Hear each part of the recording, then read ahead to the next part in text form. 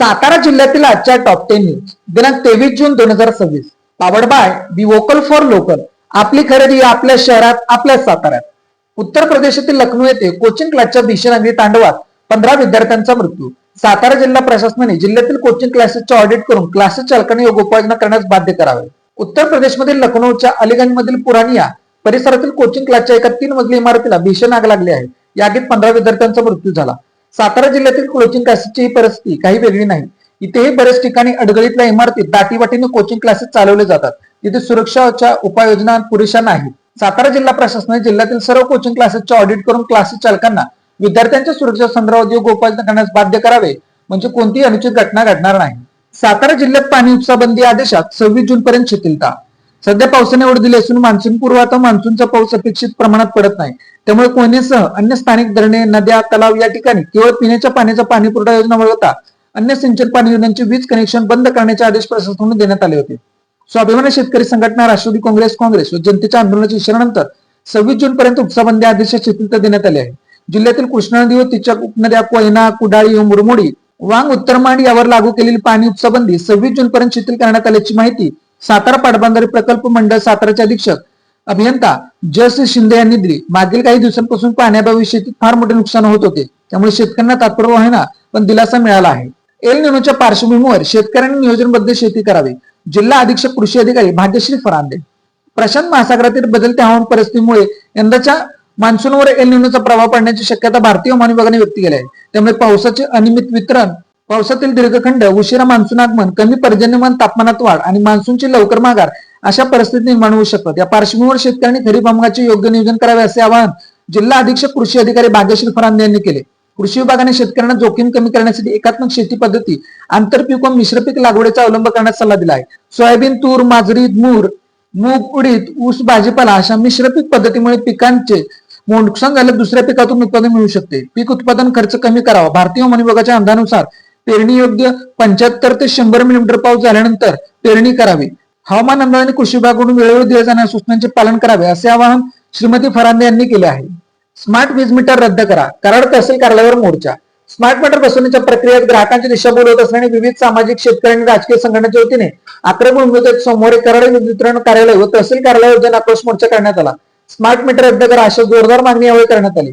यावेळी स्मार्ट मीटरची सक्ती थांबवावी, आधी बसवण्यात आलेले स्मार्ट मीटर काढून पूर्वीचे स्मार्ट मीटर पुन्हा बसवावेत आणि कोणतीही पूर्वसूचना न देता वीज कनेक्शन खंडित करण्याची पद्धत त्वरित बंद करावी आदी मागण्या करत कोल्हापूर नाका येथे शेतकऱ्यांवरील अन्यायाविरोधात लवकरच रास्ता रोको आंदोलन करण्याचा इशारा विविध सामाजिक, शेतकरी आणि राजकीय संघटनेतून यावेळी देण्यात आला. कामे अपूर्ण असताना कराड येथील उड्डाणपूल खुला करण्याची गडबड.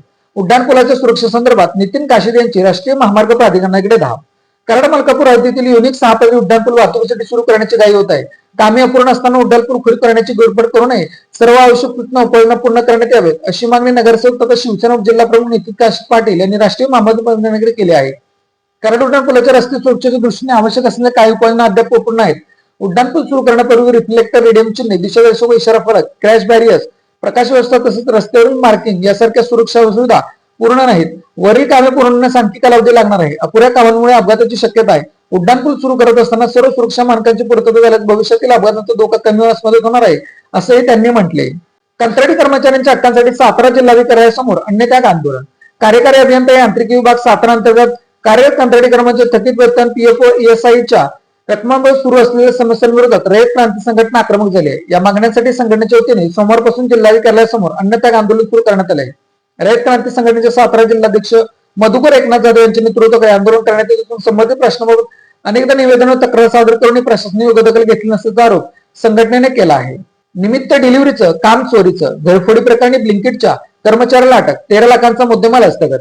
शाहूनगर परिसरातील घरफोडीच्या गुन्ह्याचा छडा लावत सातारा शहर गुन्हे प्रकरण डीबी शाखेने एक संशयिताला अटक केली. विशेष बाब म्हणजे अटक करण्यात आला होता हा ऑनलाईन किराणा वितरण सेवा देणाऱ्या कंपनी डिलिव्हरी बॉय म्हणून कार्यरत असून कामाच्या निमित्ताने परिसरात फिरताना बंद घरावरून चोरी करत असल्याचे तपास समोर झाले. ओंकार नरेश बाबर वय 30 राहणार दिव्यनगरी, शाहूपुरी, सातारा, मूळ घरांड उडतरे, तालुका वाई असे अटक करण्यात आलेले आरोपीचे नाव आहे. आरोपीकडून चोरीतील सोन्याच्या दागिने, गुन्ह्यात वापरलेले वाहन आणि मोबाईल फोनचा 13 लाख रुपयांचा मुद्देमाल जप्त करण्यात आला आहे. करंडीतील ग्रामपंचायतीच्या विहिरीत मृत मासे, पाणी पुरवठा तात्पुरता बंद. मौजे करंडी तालुका सातारा येथे ग्रामपंचायतीच्या सार्वजनिक पाणी पुरवठ्याच्या वापरात असलेली उरमोडी नदीपात्रालगतची विहिरीत तसेच सभोवताच्या नदीपात्रात 20 जून रोजी सकाळी मृत मासे आढळून आल्याने ग्रामपंचायतीने खबरदारीचा उपाय म्हणून सार्वजनिक पाणी पुरवठा तत्परता बंद केला आहे. या घटनेमुळे ग्रामस्थांमध्ये काही काळ चिंतेचे वातावरण निर्माण झाले होते. घटना निदर्शनास येतात ग्रामपंचायतीमार्फत विहिरीतील मृत मासे तात्पुरते काढण्यात आले. तसेच ग्रामस्थांना सदर विहिरीचे पाणी पिण्यास किंवा वापरण्यास मनाईबाबत ध्वनिसेवक आणि समाज माध्यमांच्या माध्यमातून सूचना देण्यात आल्या. विहिरीतील पाण्याचा उपसा करण्याची कार्यवाही सुरू करण्यात आली असून पाण्याचे नमुने तपासणीसाठी आरोग्य विभागाकडे पाठवण्यात आले आहेत. याशिवाय गावातील पर्यायी सार्वजनिक विहिरीतील पाणी नमुने तपासणीसाठी पाठवण्यात आले आहे. गोल्फ कोर्स प्रकरणी महाबळेश्वर मुख्याधिकारी संशयाच्या बोऱ्यात, कारवाईचा पत्ताच नाही, द क्लब व्यवस्थापनाची शक्य असल्याची चर्चा. महाबळेश्वर पालिका हद्दीतील हेरिटेज मिळकत असणाऱ्या द क्लबच्या गोल्फ कोर्स उच्चतम उत्खनन आणि शेडची उभारणी, नवीन रस्ते निर्मितीचं व तारेचं कुंपण घातल्याचा प्रकार प्रांताधिकाऱ्यांच्या पाण्यात आढळून आला होता. या प्रकरणी पालिकेकडून द क्लब व्यवस्थापनावर केवळ वृक्षतोडीचा गुन्हा दाखल करण्यात आला होता. मात्र अनधिकृत पत्राशेड हटवण्यासंदर्भात पालिका प्रशासन डोळझाळ करत आहे. सत्ता नोटीस दिल्यानंतरही कारवाई आणि तहसीलदारांच्या आदेश देऊन मुख्याधिकारी योगेश पाटील सोयीस्करपणे दुर्लक्ष करत आहेत. त्यामुळे द क्लब व्यवस्थापनाशी मुख्याधिकाऱ्यांचा शक्य आहे का, अशी चर्चा आता शहरात सुरू आहे. लोणंद बायपास परिसरात महिलेच्या गळ्यातील दागिने हिसकावले. लोणंद बायपास परिसरात रविवारी घडलेल्या धाडसी चोरीच्या प्रकारामुळे प्रवाशांमध्ये भीतीचे निर्माण झाले. पुण्याकडे कारणे प्रवास करणाऱ्या दाम्पत्याला लक्ष करून 2 चोरट्यांनी कारची काच फोडून महिलेच्या गळ्यातील सुमारे 2 तोळेचे दागिने हिसकावून नेल्याची घटना घडली आहे. Made in Satara bags. Satara शहरातील महिलांनी बनवलेल्या उत्तम प्रकारच्या बॅग. संपर्क 9594 415 115. सातारा जिल्ह्यातील अशाच विश्लेषणात्मक बातम्यांसाठी जिल्हा सातारा या न्यूज चॅनलच्या सर्व सोशल मीडिया प्लॅटफॉर्मला फॉलो करा. व्हिडिओ लाईक करा, व्हिडिओ हाईप करा, व्हिडिओवर कमेंट करा आणि व्हिडिओ जास्तीत जास्त लोकांपर्यंत शेअर करा.